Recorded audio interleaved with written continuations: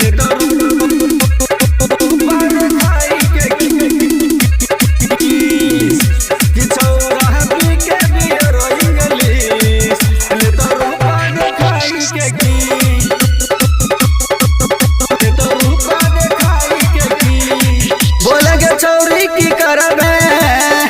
खाली देखेबे कि देबे मारी के मुस्की के छौरिया छोरा में मार करबैबे बोलेगे छौरी की करबे खाली देखेबे कि देबे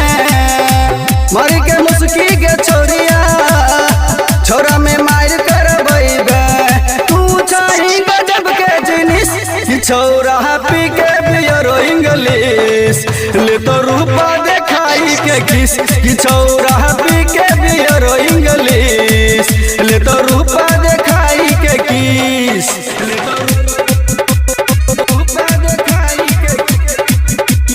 किस छौरा पी के बियर इंग्लिश ले तो रूपा देखाई के किस कि छौरा पी के बियर इंग्लिश ले तो रूपा देखाई के किस चोली के चीज तोहर छौ नहीं पवित्र गे तैयो लगाबै छे तू भीतर में तर गे चोली के चीज तोहर छौ नहीं पवित्र गे तैयो लगाबै छे तू भीतर में तर गे सोनपुर के नंबर 1 पीस कि छौरा पी के बियर इंग्लिश ले तो रूपा देखाई के किस कि छौरा पी के बियर इंग्लिश ले तो रूपा देखाई के किस ले तो रूपा देखाई के किस कि छौरा पी के बियर इंग्लिश ले तो रूपा देखाई के किस डीजे बना छे तू सब है से सुपर गे हाली हाली नाचे नहीं तो फाइट जाए तबू फर गे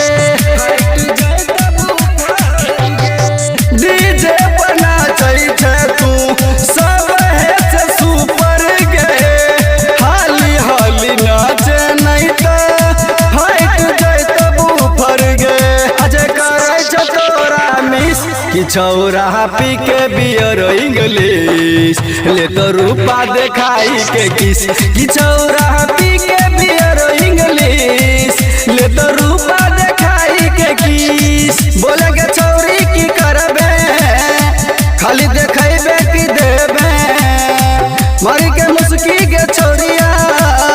छोरा में मार करबैबे तू चाही गजब के जिनिस कि छौरा पी के बियर इंग्लिश ले तो रूपा देखाई के किस कि छौरा